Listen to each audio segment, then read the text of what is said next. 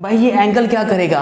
ये एंगल इस वेक्टर की डायरेक्शन बता रहा है। आज की बात है, इसको समझ लें। अस्सलाम वालेकुम स्टूडेंट्स, मैं हूँ रिजवान अली और आप देख रहे हैं यूट्यूब चैनल PMCB अकेडमी। जी तो आज हमारा फर्स्ट ईयर फिजिक्स का चैप्टर नंबर 2 का लेक्चर नंबर 2 है और आज के लेक्चर में हम डिस्कस करेंगे रेक्टेंगुलर कोऑर्डिनेट सिस्टम। ये क्या होता है और इसके जरिए हम वेक्टर की डायरेक्शन कैसे फाइंड करते हैं। 2 डायमेंशनल में हम वेक्टर की डायरेक्शन कैसे फाइंड करेंगे और 3 डायमेंशनल में हम वेक्टर की डायरेक्शन कैसे फाइंड करेंगे। तो चलते हैं अपने टॉपिक की तरफ। यहाँ पर सबसे पहले मैं एक वर्टिकल लाइन ड्रा करूंगा। ये आपके पास एक वर्टिकल लाइन है जी, इसे हम बोलते हैं वर्टिकल लाइन, जो ऊपर से नीचे आ रही होती है। बहुत से स्टूडेंट्स ऐसे होंगे जो उर्दू मीडियम से आ रहे होंगे, उन्होंने वर्टिकल का लफ्ज नहीं पढ़ा होगा। इसे हम उर्दू में अमूदी लाइन कहते हैं, या वर्टिकल लाइन या फिर हम अमूदी लाइन कहेंगे। और एक लाइन होगी इस तरह, इसे हम बोलते हैं हॉरिजॉन्टल लाइन या फिर उर्दू में उफ़क़ी लाइन कहते हैं। ये 2 लाइंस एक दूसरे को इंटरसेक्ट करती हैं एक कॉमन पॉइंट पर। उस पॉइंट को हम बोलते हैं ओरिजिन, और इसे हमेशा याद रखिएगा ओ से ही रिप्रेजेंट करते हैं। ये लाइंस जो एक दूसरे को इंटरसेक्ट कर रही हैं, एक वर्टिकल लाइन और एक हॉरिजॉन्टल लाइन, तो बच्चे इन दोनों लाइंस को हम कोऑर्डिनेट एक्सिस बोलते हैं। और जहां पे ये एक दूसरे से मीट कर रही हैं उस पॉइंट को हम बोलते हैं ओरिजिन। तो आपके पास ये जो पूरा सिस्टम बन गया, इस सिस्टम का नाम है रेक्टेंगुलर कोऑर्डिनेट सिस्टम, या इसका एक और नाम भी है, उसे हम बोलते हैं कार्टियन कोऑर्डिनेट सिस्टम। कार्टियन कोऑर्डिनेट सिस्टम भी इसे हम कह सकते हैं। 2 नाम्स हैं, रेक्टेंगुलर कोऑर्डिनेट सिस्टम और कार्टेशियन कोऑर्डिनेट सिस्टम। जब आपके पास 2 लाइंस है, एक वर्टिकल लाइन एक हॉरिजॉन्टल लाइन, उर्दू में एक अमूदी लाइन और एक उफ़क़ी लाइन। अब हम इन लाइंस को नाम देने लगे हैं। आमतौर पर यूजुअली कॉमनली आमतौर पर यह किया जाता है कि आपके पास जो हॉरिजॉन्टल लाइन है उसे एक्स एक्सिस का कहा जाता है और जो वर्टिकल लाइन है इसे वाई एक्सिस कहा जाता है। ओरिजिन से राइट तरफ, ओरिजिन से दाएं तरफ आपका पॉजिटिव एक्स एक्सिस होगा और ओरिजिन से बाएं तरफ आपका नेगेटिव एक्स एक्सिस होगा जी जनाब। और ओरिजिन से अपवर्ड आपका पॉजिटिव वाई एक्सिस होगा और ओरिजिन से डाउनवर्ड आपका नेगेटिव वाई एक्सिस होगा।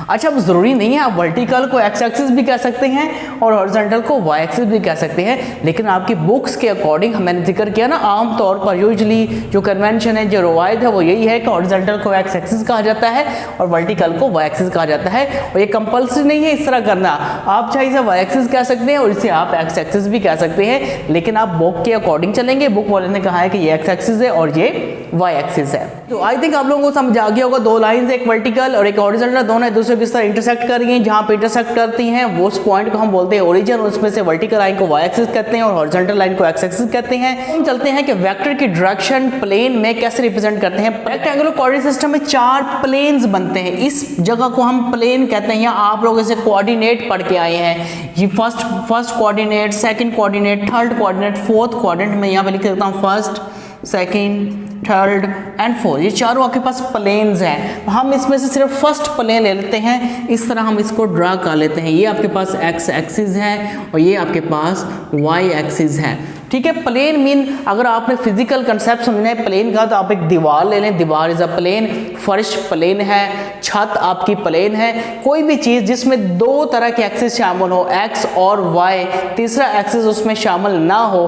तीसरे एक्सिस का हम जिक्र करेंगे स्पेस में, तभी आपको समझ आ जाएगी। फिलहाल आप यही समझिए जिसमें 2 एक्सिस होते हैं, एक एक्स एक्सिस और एक वाई एक्सिस, जिसमें 2 तरह की पैमाइशों से हम गुजारा कर सकते हैं, तो वो होता है आपका प्लेन या फिर 2 डायमेंशनल। लेट्स सपोज आपके पास एक प्लेन है और इस प्लेन में आपके पास एक वेक्टर है। ये आपके पास ये एक वेक्टर हो गया जिसे हम लाइन ओ पी से रिप्रेजेंट कर देते हैं और ये वेक्टर एक्स एक्सिस के साथ एंगल बनाता है। अब ये जो एंगल बनाएगा किस डायरेक्शन में बच्चे बनाएगा? Anti clockwise. देखिए ये आपके पास अगर क्लॉक है ना, क्लॉक किस तरह मूव करता है? 12, 1, 2, 3, 4, 5, 6, 7 इस तरह क्लॉकवाइज इस तरह मूव करता है। मैंने एरो किस तरह लगाया है? उल्टी सिमत में, यानी आपका जो एंगल है वो किस सिमत में बन रहा है? Anti clockwise. याद रखिएगा आपका जो एंगल होगा वो क्या होगा? एंटी क्लॉकवाइज आप मेजर करेंगे। और एंगल किसके साथ ले रहे हैं? With positive x axis. ये 2 पॉइंट्स आप लोग याद रखेंगे। जो भी एंगल वेक्टर बनाएगा वो एक तो एंटी क्लॉकवाइज होगा और दूसरा वो बनाएगा विद पॉजिटिव एक्स एक्सिस। भाई ये एंगल क्या करेगा, ये एंगल इस वेक्टर की डायरेक्शन बता रहा है। आज की बात है, इसको समझ लें। ये एंगल क्या बता रहा है, इस वेक्टर ए की डायरेक्शन बता रहा है बच्चे, इसे को बताइएगा मत। अब कैसे डायरेक्शन बताता है भाई, उसके लिए मैं आपको अभी समझा देता हूँ। देखिए आपके पास वो डी या प्रोटेक्टर तो आपने देखा होगा ना, इस तरह यहाँ पे वो कहता है जी 0 डिग्री 1 2 3, यहाँ पे 45 डिग्री, यहाँ पे 90 डिग्री, यहाँ पे 180 डिग्री।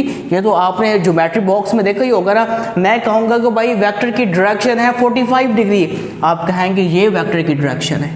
यहाँ पे 45 डिग्री होगा, वो वेक्टर की डायरेक्शन होगी। मैंने कहा वेक्टर की डायरेक्शन 3 डिग्री है, तो यहाँ पे 3 डिग्री बनेगा, तो वेक्टर की डायरेक्शन ये होगी।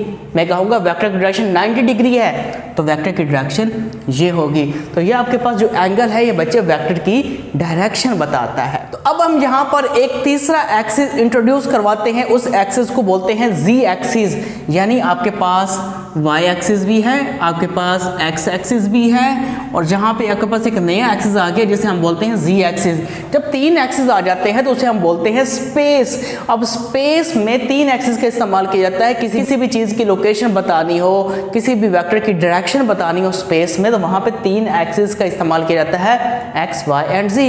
लेट्स सपोज आपके पास यहाँ पे कोई वेक्टर है, तो उसकी डायरेक्शन अब हम एक एंगल से नहीं बताएंगे, उसकी डायरेक्शन अब हम 3 एंगल से बताएंगे। एक एंगल बनेगा एक्स एक्सिस के साथ, एक एंगल बनेगा वाई एक्सिस के साथ, और एक एंगल बनेगा जी एक्सिस के साथ। इसे हम अल्फा कह लेंगे, इसे हम बीटा कह लेंगे, इसे और इसको हम गैमा कह सकते हैं। अच्छा जी, अब आपसे कहा जाता है जी कि हम ओरिजिन पर खड़े हैं, तो हमने इस पॉइंट P तक पहुंचना है, तो हमें इस पहुंचने का एड्रेस बताया जाए, तो फिजिक्स कहती है इसका एड्रेस ये है A × B, जिसे फिजिक्स की ज़ुबान में एड्रेस की जगह पे कोऑर्डिनेट्स कहा जाता है।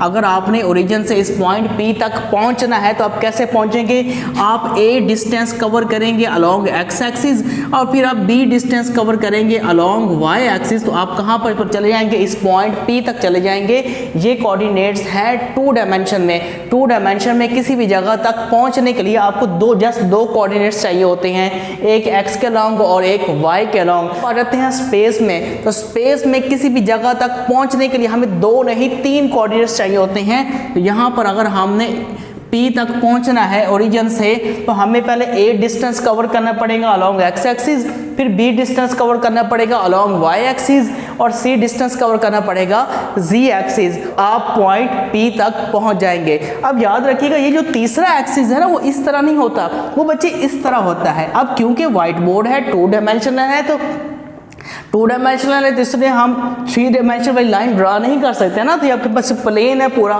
तो यहाँ पर आप इसको इस तरह आप समझ सकते हैं कि एक्स वाई एंड जी तीनों एक दूसरे के ऊपर परपेंडिकुलर होते हैं। आई होप आप लोगों का टॉपिक समझ में आ गया होगा। इंशाल्लाह अपने नेक्स्ट टॉपिक में हम डिस्कस करेंगे addition and subtraction of vector. अपना बहुत ज़्यादा ख्याल रखिएगा और चैनल को सब्सक्राइब कर लें ताकि नेक्स्ट वीडियो आप लोगों को आसानी से मिल सके।